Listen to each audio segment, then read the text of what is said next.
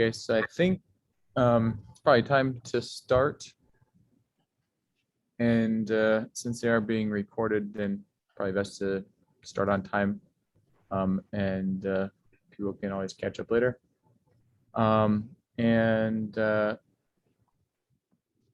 Peter has confirmed he will post his slides on Indigo, but he'll wait till after in case he wants to make any changes or fixes. But yeah, welcome to this mini course on jets, and thanks a lot to Peter Locke for agreeing to give these lectures. And I think I'll turn it over to you, Peter. Yeah, thank you very much, Joe. So before I start, I maybe should introduce myself a little bit because not everybody may know me. So I'm a long-standing Atlas member. I think I'm approaching 27 years now. My background is actually detector physics. I used to build, design, test, whatever, calorimeters for a living. And well, since about 20 years now, I moved on to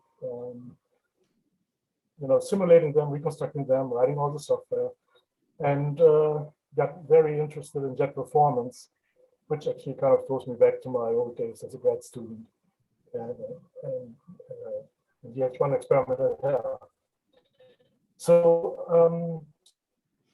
I noticed that many of our young folks in Arizona, for example, don't know much about the underlying mechanics of jet formation and get easily confused about jet measurements and things like that. So I started to put a few slides together 10 years ago.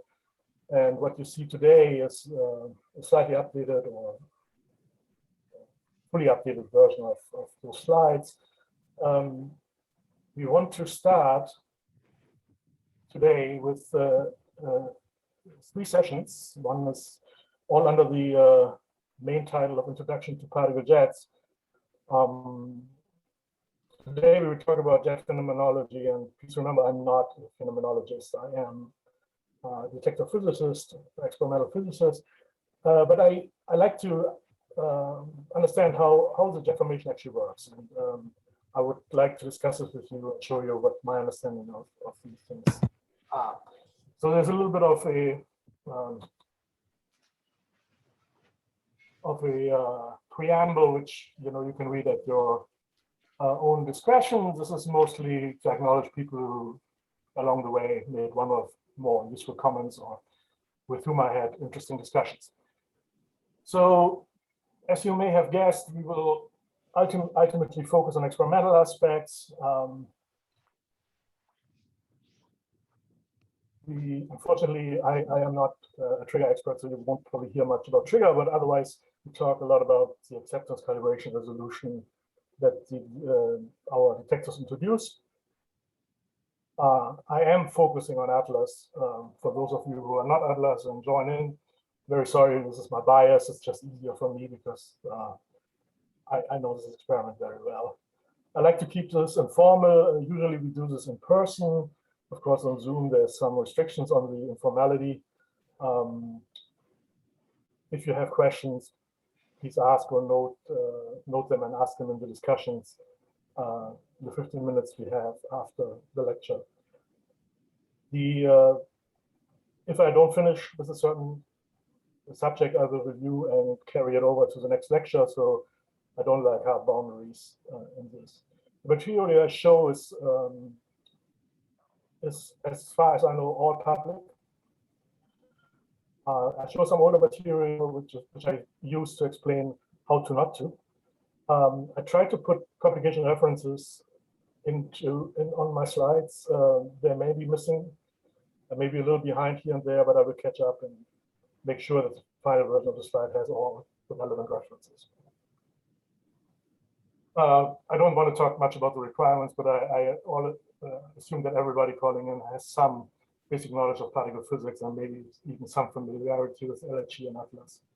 But the second point is not that important. Okay, so today we start with particle jet phenomenology. I want to show you in some images actually how the jets describe or are formed out of the hadronic final state of proton-proton collisions at the LHC. I will not talk about heavy ion collisions. This is a very interesting final state too for jet finding, but I will not include it here, mostly because we don't have that much time. I want to discuss with you the jet finding itself, the algorithms we like, and the algorithm, at least one of those that we don't like anymore. And yeah, let's get started, I guess. So if I look at the final state, oh, there's one more word I want to say. For some of you, this may be too trivial. For others, this may be too far above your head. I don't know the audience very well. I apologize if I put you in one of those categories. I'm happy to receive comments afterwards to tell me, speed up a little or make it, it was too complex or whatever. So please comment.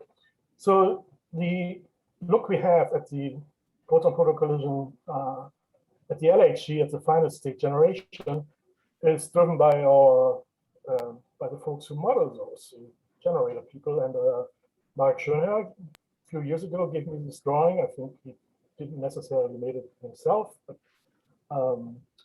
he gave it to me, and it shows you basically what happens in these collisions. So what you see in the drawing, in red, all the partons or very short-lived particles very close to the interaction, directly emerging from the interaction.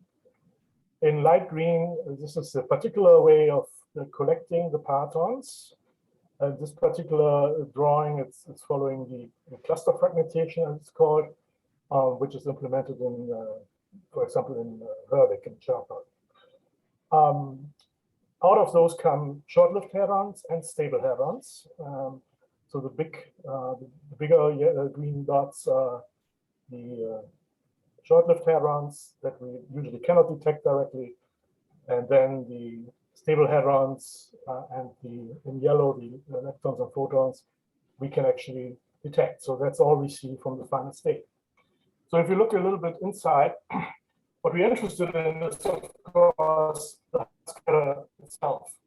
And here, so the process, I don't even know if you can calculate it, but let's assume you have a matrix element, photon blue going to W and 3 jets. This particular interaction is what we really would like to reconstruct. And what is in our way is, of course, first of all, we have initial state radiation that produces particles and contributes to the final state. And we have the parton shower that is the next thing that will pop up. The parton shower is the first step to producing any detectable final state particles. So it's the first step to hadronization in my view. And it has several components to it. There are hard processes in it, which can be calculated by conservative QCD. Those include hadronic decays, as here sketched for W or Z into quark-antiquark. There's hard gluon splitting. There's gluon to quark-antiquark pair production. There's some final state radiation at large angles and large momentum, which we call final state FSR, which we can calculate to a certain degree. And of course, there's one other little thing which you see, for example, within the parton shower, there's this one photon that has been radiated off the quark line here and produces a lepton pair, which of course is something we can see if it's produced directly in the parton shower. So there's a lot of non-perturbative QCD in the parton shower, which is soft gluon emissions and long-distance color couplings. Those we cannot really calculate anymore, so we have to tune them from measurements. And this we will come back to in the third part of the lecture when we talk about the underlying event, which is a big part of the tuning effort. So our original kinematics carried by the outgoing partons from the original interaction is already quite softened up or disturbed or deteriorated by the parton showers. There are a few things I want to highlight here again. This is, for example, QD radiation. I mentioned already There's one vertex where there's a photon doing pair production into lepton pair. And there can be others where the photon goes into a quark-quark final state. What all this does is it modifies the spectrum of the partons emitted from the hard-scatter process. It can change, for example, the direction quite significantly, generates more partons, and it is the first step to generate observable particles. So now the next step in the modeling is that you collect all these partons, and there are at least two famous ways of doing this: the so-called Lund string model, and which is implemented in Pythia 8, and the clusters in Rabbit and Sherpa. These collect partons based on distance or intrinsic KT measures, or some more or less some string strength. Once this is done, these partons or the material, these fragments or strings are converted into hadrons. And of those, you have two classes basically. One is the long-lived hadron, which I use here the Atlas convention, that a particle which has a lifetime that lets it live for a centimeter at least in the lab system. We call it a long-lived particle or stable particle. It's an observable particle at that point. So the final stable particles are the ones that give us the whole picture of the interaction with a very weak direct connection to what actually happened at the interaction point. So this is our task now from this bundle of particles that comes out. Try to reconstruct what really happened at the hard scatter. Clearly, the spectrum of particles, where they're going, how much energy they have, is driven by the original hard scatter interaction. So it is a picture of what's going on and what we try to construct. There's one more component which I should mention. This is the Milton-Parton interactions. So in the same two protons, other partons can collide. Those are mostly soft, double diffractive, single diffractive, or even non-diffractive, but soft collisions. They rarely generate hard objects, but they scatter a lot of particles into the final state, which may disturb our measurements. And I want to make very sure this is not what we usually call pileup. This is the underlying event, which part of the underlying event, which we will discuss again on Wednesday. So if I want to look at this final state, I can apply a collection strategy. Well, I don't have to dance around it. We call it the jet finder. And just try to collect the stable particles that I can see or measure, and try to associate them with the original parton. So as many of you already know, the strategy here is that we use cone-like geometry maybe to collect all these particles and find the original parton kinematics. Now, if you do it like it's sketched in this particular little diagram, you will find 4 jets, but then you can, of course, ask yourself, is this really what I want to see? For example, there's a resolved boson there that produces 2 quark lines, which turn into jets.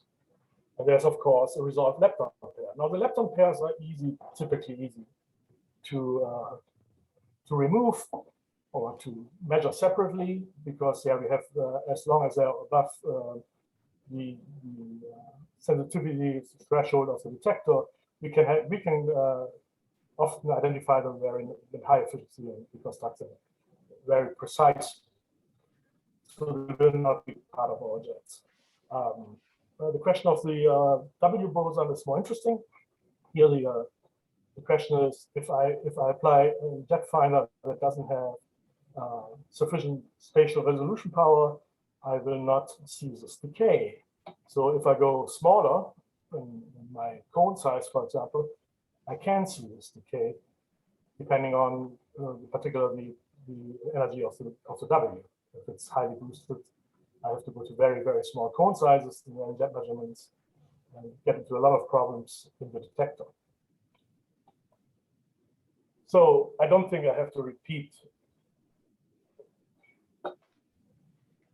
Sorry. Yep. Why we'd like to remove the lepton pairs, why they should not be part of a jet? This is analysis strategy. I mean, you can keep them as part of the jets if you're looking for jets, lepton and jets. I mean, in a very general view, you usually identify, if you have identified reconstructed particles, you don't subject them to jet clustering. But if you have a special analysis that is very interested in looking for such production inside jets, maybe in the context of a B quark or something like this, yes, you can leave them in there. The question is, how do you, in the end, deal with this object? I can say this quite in general words. In jet finding, nothing is universal, right? I mean, we will come to this many, many times in the course of the next few minutes. Nothing is really universal. So it is a choice of the analyzer depending on what you're looking for, what you want to measure. But in general, the strategy is if you look at standard QCD measurements without any particular, then you would remove identified particles, and you would at least measure the overlap between the identified particles and the jets, and make a decision what you want to keep or what you want to make part of the jet. So that there's a good reason to collect these particles because it's probably our only handle to see what happens at parton level. The group of particles you are supposed to collect, of course, come from a common source. So they should point back to the kinematics of the source, so maybe some decay structures, thrust, source character, can include even charges or quantum numbers. Mass is going to be a very important issue when we talk about substructure, energy flow inside the jet, and so forth. The trick with the jet finding is that anything that is soft should not affect the reconstruction of any hard scatter, of any parton coming out of a hard scatter interaction. So often ISR, especially FSR, can be inside a jet, and you cannot separate it because its angular distance to the jet is too small. It cannot be found as a separate jet all by itself. But if it's found as a jet by itself, it may actually give the original parton 4-vector kick, and you may find the response of the jet to that original parton in an unexpected place. So you have to reconstruct all this and try to reconstruct as best as you can what really happened in the hard scatter. The collection rules we use, and we will talk about it, this is what we mainly talk about today, are by far not universal. It depends on what the goal of your analysis is. What kind of finite state features you want to really resolve. So, and we should also not forget that the particles we are trying to collect are actually part of a boosted system. So the assumption that they're contained in rapidity and azimuth space in a cone of space was a classic starting point. We don't really do this anymore we don't really use this model anymore, but we'll talk about it anyway. Clearly, the jets are part of the observable finite state, if not for event selection, but probably need them in any good analysis. And they are a good proxy if they're found right, if they're reconstructed right, if they're calibrated right. They're a good proxy for the platonic nature and energy. So the common source, the vanilla QCD jet, has a common source, which is the fragmentation of the parton, folded by all these little steps we saw in the sketches in the earlier part. It needs a jet finder to collect the right finite state. And what exactly we actually collect into the jet is, of course, context dependent. In theory, we probably collect just partons that have been calculated. In phenomenology, we collect all stable particles of a finite state. And in the experiment, we have a slew of signals that we can use, calorimeter signals, reconstructed charged particle types, particle flow objects. Whenever you see this little blue links thingy that links to slides in the extra material section, which may give a few more comments or a few more details. So the particle jets on Atlas, that's an important concept that we need. And I'm very sorry if there's some repetitions on the slide. As I said, I put this together from several lectures in the past. So the jets from finite state particles with lifetimes sufficient enough to be detected. We usually don't include non-observable particles like neutrinos or muons even, especially not stopped muons, may not be included in the jet. For example, a B jet could be the jet without the muon and the neutrino from the semi-atomic B decay. So we don't. This is just a convention. There's certainly analysis out there. You run hundreds of analyses, so I wouldn't know all of them. But there's certainly analysis out there that actually may include these particles into the jet. In the end, it's a decision of what you need to do to find what you're looking for. So we had the sources of stable particles, and we haven't talked about the pileup yet. This is the soft particle contribution, typically soft particle contribution from other protons collecting at the same, colliding at the same time as the proton collision you're interested in. We will talk about this later in session 3 again. Jets are really like a microscope, right? There's a technology, which is the clustering algorithm. There's a resolution, which is the ability of the jet finder to resolve different jet structures in the collision. So it's basically the spatial resolution that I'm talking about. There's a sensitivity, which means how low an energy can a jet have, and I can still see it. And then there are effects which are more complex, which is local resolution. If you want to, for example, look into the inside of the jet, we have limited ability to do this, so we need to understand what the limitations of these abilities are. And this we will talk about when we talk about substructure in about 2 weeks or so. Particle jets are a good reference for detector jets. So if you want to look into, understanding the response of your detector to jets, you often start with simulations of particle jets, running through a detector simulation, and then compare the two jets you get. The particle jets are characterized by certain features to themselves. So the particle jet can be a jet just from the underlying event. This is probably not so interesting, but it can happen, and you have to deal with that. Particle jets may also miss particles, individual particles that belong to certain fragmentation. So it may be an incomplete jet, or it may be contaminated by underlying event contributions. And then there's, of course, other particles from underlying event below the jet threshold that you're probably not so interested in because they have not been collected in the jets. But certainly we have a contamination, and we have the notion that we have incomplete particle jets. This is in some respect a model dependent feature, so we have to live with this, and we cannot really get rid of it. So the algorithms, of course, now have to follow what all I said, right? They have to really give us an image of the platonic thrust of the Hertz-Scatter collision, give us an image of the energy flow patterns that come from this collision. And we have many algorithms available. All of those have varying inefficiencies and different limitations. We learned in the late 1990s that physically meaningful algorithms are really the ones we have to focus on to make comparisons to theory and really reflect on what we understand and what we don't understand.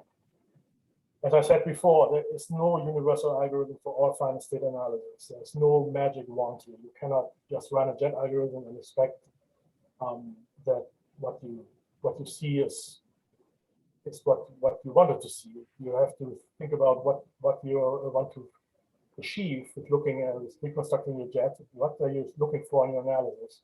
What measurement you want to do? We have a few requirements. The ones that are listed here are just the absolute general ones. I will come to especially the one from the theory a little while, and then I think the next slide. So clearly we need stability and comparability with calculations on the theory side, and then the experiment. Your finally produced jet should really not have depend on the actual detectors that generated the signals to reconstruct. So all this has to get out, and you know that we use jet calibration to get rid of detector effects as much as possible. Okay, so why we want to do this? Well, we need the guidelines because we cannot have our physics results depending on either detectors effects or strange things happening in theory, let's say. The basic idea is, of course, that if you could present your physics, even independent of a jet finder, that would be the greatest thing. But I'm not quite sure this will actually work because we have to tell our three theory model friends and modelers which jet finder we use. So we will never reach fully independent observations that are fully independent of the jet finder. We have to watch out on our detectors. We have to design them to have sufficient sensitivity or acceptance for the particles coming out of the jet, granularity, and so forth, to be appropriate for jet finding and for the structural analysis of jets. Now, many detectors, including the ones at LHE, are often designed to measure leptons at a very high precision. And the hadronic finite state, which the jets belong, it's kind of a second-class citizen, if you want. But it turns out in both Atlas and CMS, we have sufficiently good detectors to reconstruct jets at very high precision in the end. And just a historical comment. It is interesting if you read the old jet papers and follow the old discussions. The focus of experimenters was for the longest time to find lots of energy and try to call that a jet, if it's not a lepton or any kind of other particle. So that makes the life very hard if you want to compare to a theory, because there you need to have a physically motivated way of finding a jet. So we have learned in the early 2000s to very intensive exchanges with theorists and our friends at CMS that we don't want to go that way anymore. We want to make sure that we use physically well-motivated jet finding. We also have introduced what is called a jet definition, which seems to be trivial, but it has only really been nailed down at the TEF Lesouche workshop in 2007. So when you do an analysis with jets and you write it up, you should tell which kind of jets you used, what are the detector signals. You should specify the jet algorithm. Clearly, it's very nice that CMS and Atlas have agreed to use the same code, at least, for the same jet algorithm. That takes a lot of homemade problems out of the experimental analysis. You need to specify your jet algorithm configuration, which is very important. You need to tell us the distance parameter or the cone size, as it's called. You have to mention whether it's inclusive or exclusive modes of jet finding. The recombination strategy, as far as I've seen, LHE uses so-called energy scheme quite exclusively. It's the full four-vector form momentum with summation at every recombination. So that is a well-established scheme these days. I don't think anybody else does anything else anymore. And you need to tell us the final kinematic selections of phase space that you're actually looking at. to reconstruct your jets. So one of the things you probably all have heard about once or twice so far is infrared safety and collinear sensitivity, which is a very important theoretical requirement for jet finders. What it really stands for is that if you look at, for example, on the right side here, on these little drawings. So on the left drawing here with the blue and the red cones, those are the two cones those are the two jets you're actually supposed to find. So these drawings are made at parton level, just to keep them clean. So the final state you're interested in, or your final state that nature gave us is two jets. But by just an emission of a soft gluon between the two, suddenly the jet finder only finds one jet. And that is unacceptable. So soft gluon radiation cannot merge jet or split jets or do anything to jets. So that jet finder is not appropriate for physics analysis. The other important thing is collinear sensitivity, of which we have kind of two versions. So imagine you use a jet finder that uses a seed. So you require a lot of energy. Let's say here in this one particle has a lot of energy, and the cone that you want is found, the jet that you want is found. But now for some reason, let's assume the energy of this particle is split into two particles. Then the seed is not the original center anymore, but it's the one particle here to the right. So that is also unacceptable, because then we don't reconstruct the right jets. So there should be no sensitivity to the PT ordering of the seeds. And even more important, maybe, is assuming you have an algorithm that wants a seed, and you see, let's say, two particles collinear add up to an energy that is enough to pass the three seed conditions, so you get your jet. But if they're just a little bit apart, we may not find the seed anymore, because now suddenly we know that it's two particles and the energy is too low. It's the same physics. So we have to find the jet as well, which is actually the big argument against the seeded cone jet algorithm, the algorithm that everybody in collider physics seems to have started with. And so did Atlas in the mid-90s. This was our jet algorithm. And the way it works is, I'm really only showing this because it's a simple algorithm. It really is.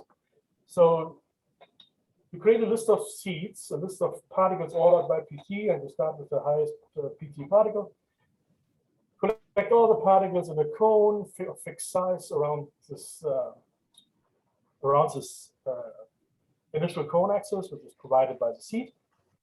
Then you calculate a new cone from the collected particles, and the axis will move. If the axis indeed moved, then you go back, forget everything you had about the previous collection, and collect particles again in the new cone, which has now a new direction. Again, new cone axis. And again, you ask, did the cone axis change with respect to the previous iteration? So you go through this until the cone axis is stable, which means it doesn't change anymore. Then you have your jet. Then you check, are there more seeds? And you take the next seed. And this is a very important implementation rule. If you don't take the seed you already took again, you may have lost it. So we'll show you in a minute. So if you have no more seeds, then you're done. So this is a very simple algorithm. And as far as I know, it's still used in triggering, where the details of jet finding are not as important, not so important. It's much more important to find energy going in a certain direction. And this is still a very fast and very convenient algorithm to do this. It has a imaginative geometrical concept. It's very easy to code. I mean, I've coded two of those. It's very easy. But it is not collinear safe with the seed requirement. It is not infrared safe to do the collection rule. I'm sorry, if you go back to slide 31, the example that I show there shows you a little sequence of things that happen that actually show you it's not infrared safe. Also, it has a free parameter, which I didn't include in my diagram to make it not too complex, which is a splitting function, which is a splitting level. That means because all particles are always available for all cones, particles may be shared between cones. You can go around this by making an exclusive cone jet finder, that's fine. But you change the physics when you do this. Of course, the interpretation of the physics may be harder. But usually it's run in inclusive mode, so every particles are always available for a cone. So if cones are overlapping, you have to make a decision either to split the cone or to merge the cone. And just the threshold for this is typically 50% or so. If a cone contains more than 50% of the energy of another cone, we typically merge. So the problem with this is, as you see in these little drawings, so the initial cone is red on the left. This is red arrow. So you collect the particles around it. It's indicated by the dashed line. Here's the first one. Then it moves a little to the left. It's not stable. Then you collect more particles around it, and you got a second cone that's still not stable. You got a new cone. Do it again, and suddenly you end up with a situation that is stable, but you lost your seed.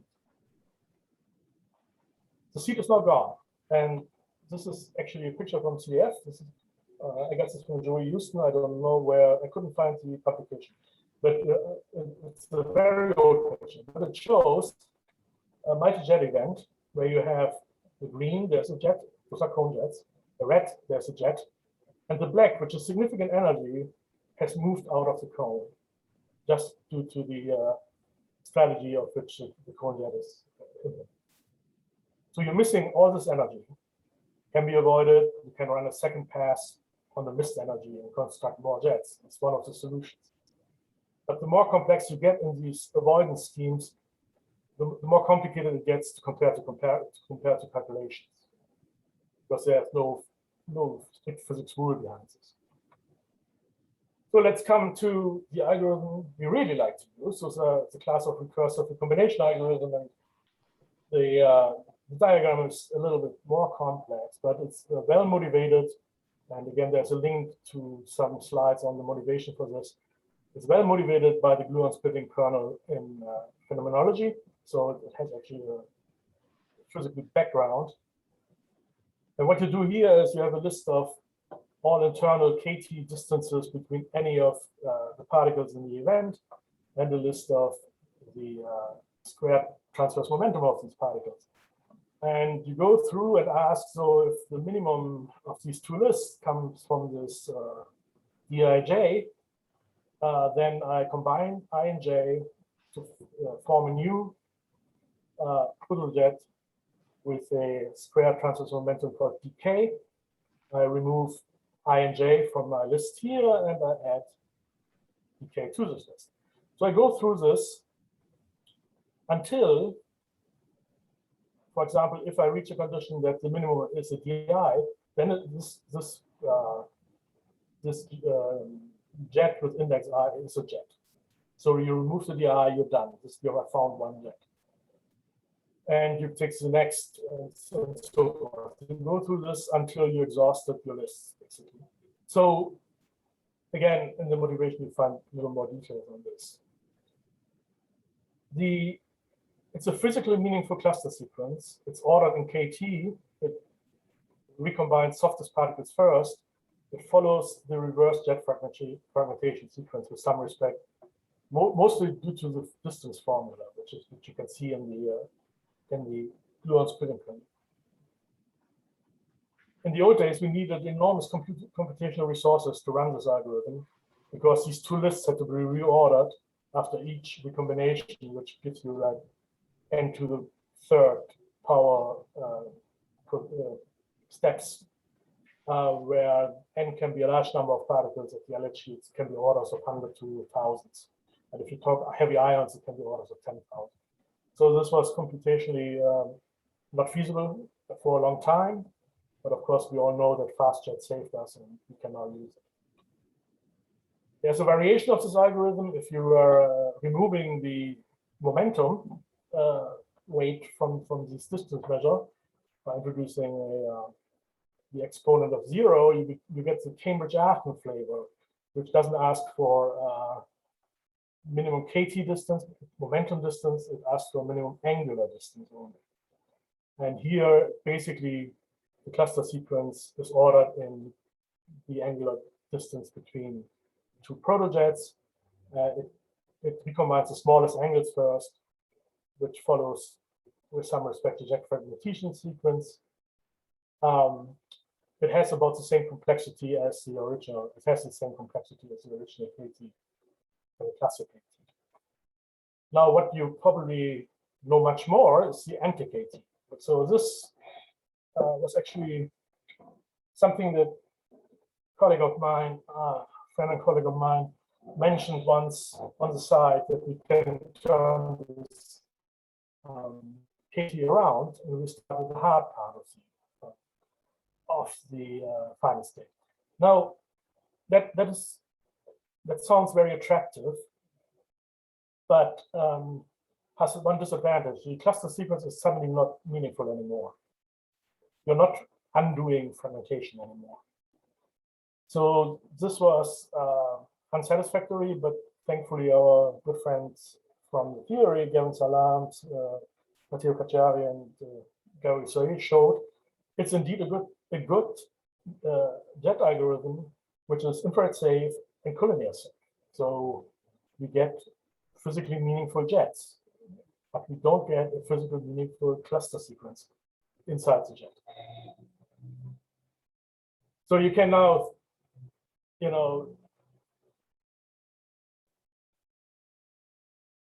clearly say what is the validity of jet algorithms. And you shouldn't forget, when we do experimental jets, we don't look at orders of calculation, we don't look at perturbative infinities or whatever. The experiment is integrating everything that nature throws at us. So we have basically validity to infinite order, if you want. We need to clearly be sure that it's infrared safe and that we are stable, that we can reconstruct multi-jet final states, stable reconstruction for multi-jet final states. It was a problem for all the variations of the seeded algorithms. I don't want to get back to this anymore. There is a seedless cone that I at least want to mention, which is hardly used at LHC as far as I can see, but it's available. And this has a numerical complexity. The original numerical complexity of the seedless cone was also enormous, because every particle is treated as a seed. But again, there's a faster implementation already. So these have been actually, the infrared safety failures have been measured for the whole series of historic algorithms, and you see that the SISCone is very good in terms of fraction of particles failing the infrared safety event. If you see the time that is needed, you clearly see that our KT implementation for FastJet, and there are more details again in the additional material, is the fastest one we can run when we compare to older algorithms and SISCone. So here's a summary of the. I really would like to show you this, because you probably don't really see this often, but I would like you to understand why we go certain ways. So it's not only physics. We have also infrastructure issues. So we collect here the timing for the different implementations, and you clearly see the n log n in KT and Cambridge-Aachen FastJet as the square root of n to the power of third. And anti-KT makes it actually possible to run these jets, and now jet finders, and some of them are now even run in the online event filter. So this they have gotten fast enough for us to do this. Now, if you look at the jets that come out of them, you can assign a so-called catchment area to them. And if you look at this picture, you see that the recursive algorithms that start with the soft collection first have huge areas associated with them. While the anti-KT, which starts with a hard particle first, has a quite well-defined circular shape in rapidity phi space. The SISCone also has a quite small sized area, but you see the split and merge effect in these punctual separations here. Now, we used to call this actually the vacuum effect of for the KT and Cambridge-Aachen. The smallest KT recombination, if you start with the smallest KT recombination first, you actually move around a lot in the plane with your jet4 vector. And remember, this is an exclusive assignment. The particle that has been clustered into one KT jet will never leave it and will be never given to any other KT jet. So it just drags around this plane until it hooks itself up to a harder particle and the jet axis becomes more stable. So you could collect a lot of particles generated by underlying event and pilots this way. So they are maybe not the best algorithms for all cases. The SISCone is much better, but it has still the split and merge that has to be done, which is the theoretical uncertainty, which has to be dealt with. The anti-KT, you start with a hard object, so the jet axis isn't moving much anymore. The jets stay very close within the distance parameter you gave it. So this is the preferred algorithm for especially event filters and QCD measurements. You really have a very small, I wouldn't say the smallest possible catchment area, I don't know that, but it seems to be sufficiently small. Okay, so we're basically reaching the end of it.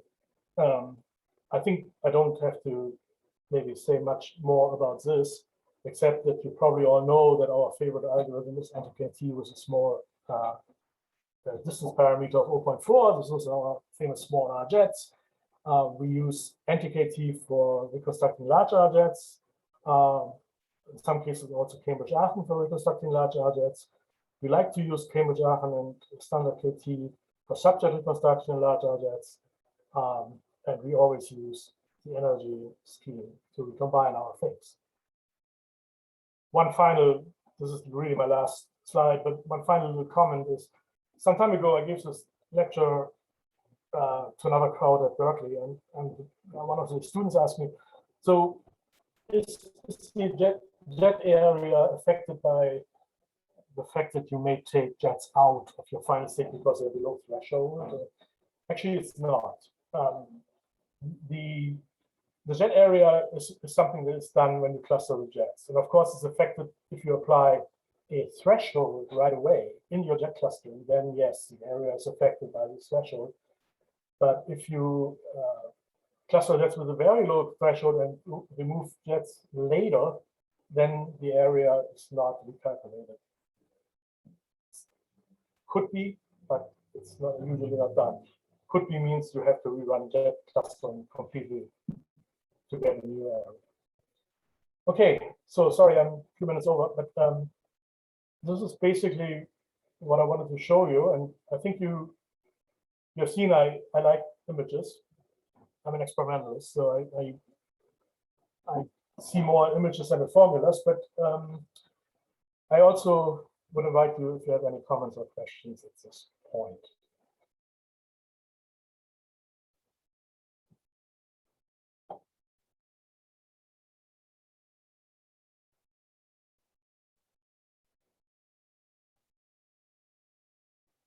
So is SISCone algorithm still used in Atlas, for example, or CMS? So as far as I know, I'm not sure for run 3, but I think in run 2 and run 1, the cone algorithm was used as the level 1 trigger, where you're really mostly interested to find regions of interest, not regions with lots of energy close by. So you're not too worried about, infrared safety at that point.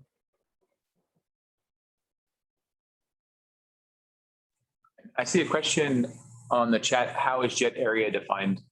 That's a good question, because I wanted to, let me see if I put it already on this one. I have a lot of additional, I don't know why my screen doesn't work. I'm not sure I did put it on this one, but you see all these little things here that you can go through and look at, and here's something about it. So there are several ways of doing this. So, for example, one of the ways that is done is the so-called Voronoi area. I think this picture gives you an idea of what that means. It's basically these lines are at the half distance between any two particles, and then they form this area. So this is often used to define a jet area. So you could replace these particles by jets, for example, or you could use jet constituents and calculate the area per constituent. There's another method, which is the so-called ghost clustering. So what you do is you randomly throw artificial particles with basically zero energy into the event, and you measure how many of these particles the jet algorithm collects. And these particles have a nominal size, and these ghost particles have a nominal size in rapidity and phi. So you just have to count them to get an area estimate. This is actually the most popular way of doing jet area these days. But it can, as far as I know, we still don't have the technology to do it after jet clustering. We have to do it together with the jet clustering. I will come back to these things when we talk about substructure. We'll come back to it. And pilot suppression.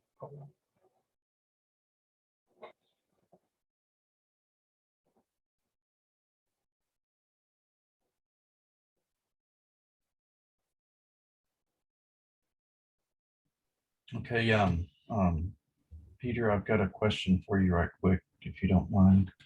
Sure. Could you please go to slide 20? Okay, my computer is terribly slow, so let's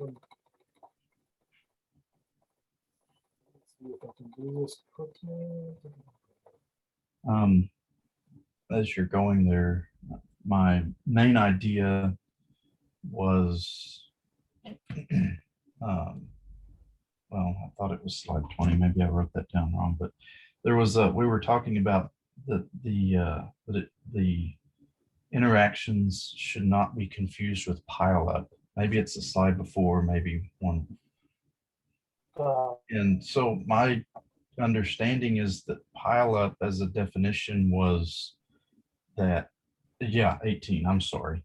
That pileup by definition was a separate interaction, one that was following an interaction, several that were in the detector at the same time. And so I was curious, as like, when you have these multi-parton interactions, are they happening slow enough to where they could actually be confused as pileup? Or could you maybe elaborate a little? This is a very interesting question, actually, and we will come back to this when we talk about jet calibration and pileup suppression. The problem is, no, I can give you a quick answer if you want. Everything happens on QCD time scale, right? There's, I mean, the relevant time is maybe the times that the two bunches need to go through each other for pileup. But the underlying event is as quick as the hard interaction. It comes from the same collision. So that is what, the 10 to the minus 22 seconds or whatever. So underlying event is always there, even if you don't have pileup. So unfortunately, the phase space that is covered by the particles emitted by underlying event and pileup is very similar. It's very hard from point of detection to identify clear pileup contributions and clear underlying event contributions.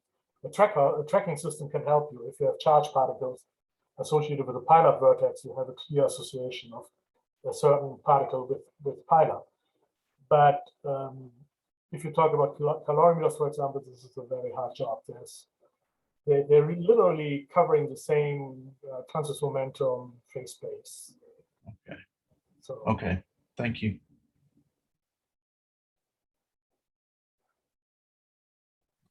Hello. So I have a question about the slide. I think it was a slide 41 where you talk about the time it takes to run the algorithms versus the number of constituents. Yep. So I see. My question is like, do you have an intuitive way of understanding why that dependence goes like n log of n or a square root of n to the third? So for the n log n, Let me see if I can go there a little more quicker than just scrolling through hundreds of slides. Let me see if I have it somewhere. Should have a link to it somewhere. Okay, let me try this one.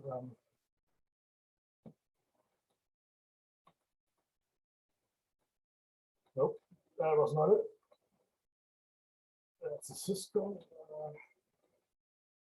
There is somewhere I cannot really prove it, right? But the authors of the paper can. I'm pretty sure. We had somewhere I found something, but sorry, I can't find it right now. Maybe when I post my slides, you can try to look this up. But I can also try to add a. I'm pretty sure it's in a paper from Gavin and Gregory. So we can probably find this out. The trick is geometrical ordering. So if you combine two things that are, let's look at KT or kindergarten. If you combine two things that are close together, then in this ordered list that we have, you probably only have to locally rearrange things, not the whole list. And this is done by geometrical ordering. And there's another algorithm that can actually make it even more faster, but probably not everybody can run in FastJet because the license. But the magic is really that you only resort your list locally, where you actually took your dij out and where you took your di and dj out. So that's the whole trick. Okay, I see. So the I cannot give you. I thought I had it somewhere because I wrote it down somewhere. I cannot find the formula right now, but I will look and add it to the extra material.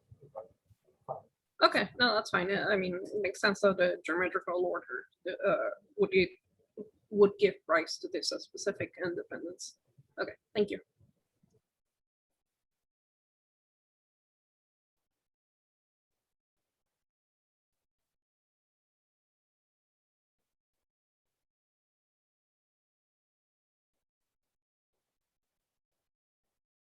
So I see a question from Michael. Is the propagation from the energy of the hard interaction down to stable particles as shown in the illustrations point-like, or could we maybe resolve the last step? I'm not quite sure I understand the question, but let me. First of all, this drawing seems to indicate that there's a spatial dimension to it, which obviously is not, right? I mean, all this happens on unresolvable small structures, except for the final directions of the particles. That's all we have. But the whole pattern shower is not. I mean, I think there are models of time ordered pattern showers and things like that, but I don't think we have any way of resolving this. If you say resolve the last steps, and if you think about the fragmentation and patternization, fragmentation is a model.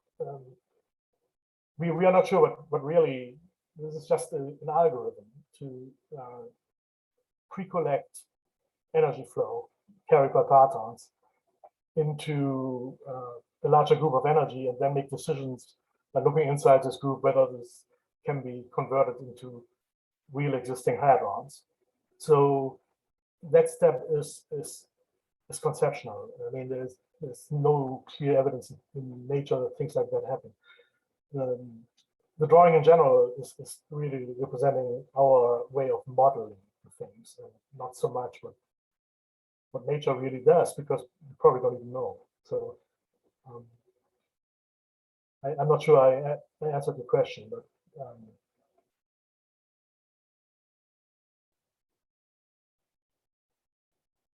okay, good.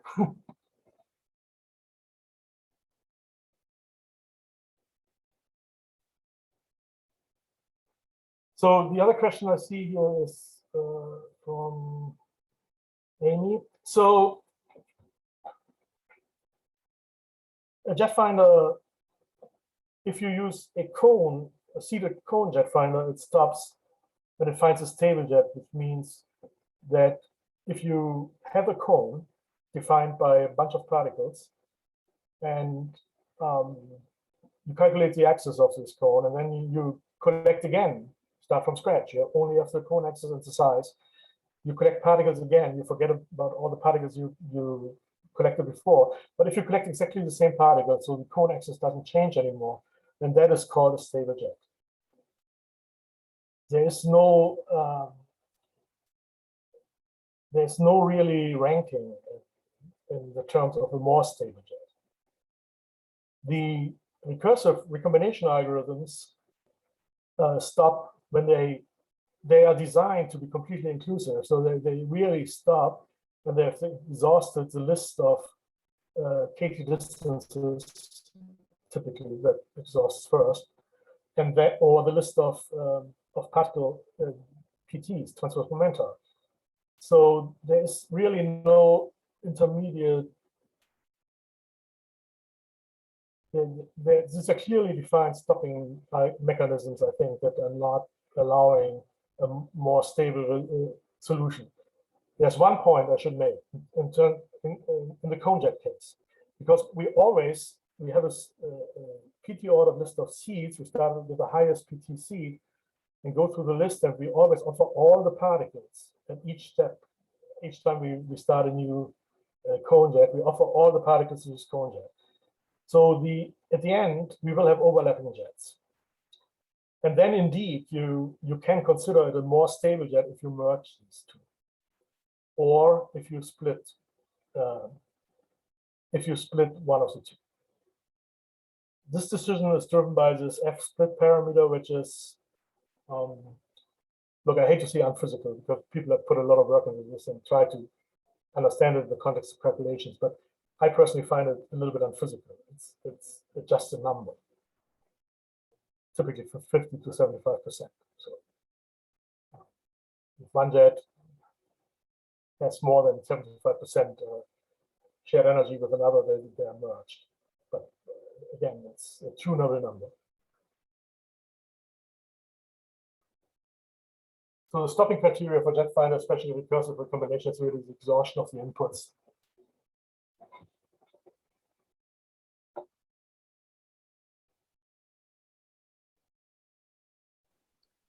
I have a question. Okay. So when we were comparing different jet clustering algorithms, I saw that for the anti-KT, it gives a very circular jets. I was just wondering, does it really matter that the jets we got are circular versus not circular? No, it doesn't matter. The jet area is not a fixed geometrical concept because the jet itself is actually not a fixed recursive recombination jet. It's not, does not have a fixed geometrical concept. As a matter of fact, I hate it when people call it the radius parameter in KT. It's a distance parameter. It's a parameter defining a reach, not a circle. So the only thing that matters is, let's say you want to do a precision analysis on platonic energy flow, QCD analysis using inclusive jet cross-section. So the thing that really matters is how much pileup do you catch, how much unwanted contributions do you get in your jet. And that depends on what is called the area of the jet, the catchment area. But it's a very dynamic concept. It's not a fixed geometrical area. If you look at the KT algorithm, you saw that they're very strange areas, shapes, right? And this is just how the algorithm walks itself through the particles in the event plane. And the larger the area is, the more particles are probably included that are from pileup or from underlying event that should not be in the jet necessarily. So it is indeed preferable to keep, if you want to do precision measurements like the inclusive cross-section measurement, that cross-section measurement, you may want to keep the catchment area, have an algorithm that has a small catchment area, because then the pilot contribution is relatively small. It's not a predefined, the area is not a predefined quantity that comes in the same way for every jet. It's a dynamic feature of the jet. Okay, thank you. I have a comment. So I don't know if it's just me, but I think the microphone is not like working very well for some reason. I think I lost like around 30% of what you were talking. Is it possible for you to? I don't know if it's the internet or something. Well, my internet is usually good, so I think you have to listen to the recording and see. Okay, maybe I it's mean, I can try to use a different device next time. It's just not as, honestly, not as convenient as what I have now. So, but I'm yeah, happy to try something that else. would be great. Yeah, thank you. Okay. Oh, the sound was bad. No, some had, okay. Some had good, some had bad sound. So I think you have to listen to the recording, Joe, and see what happened. My internet is usually good. I'm sitting on a fiber. It should be okay. But anyway. So thank you very much for all the questions and for listening. And it's getting kind of late here, so I think we will try to improve the sound for sure, if that is an issue. It seems that for some people it worked well, for others not.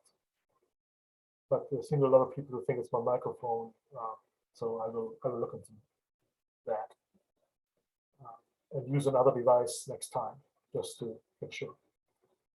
But again, thank you very much for. Yes, and the slides will go up in Indigo. I just give it one more look. I haven't found anything really bad yet, but I wanted to add something on the geometrical ordering in KT. I think I have the slide ready. You must have missed it, but to include it. So let me say within. We have a dinner break now, and then within the next 2 hours or so, there will be on dinner. I promise. Okay, if there are no more, then. But we hear from each other tomorrow then.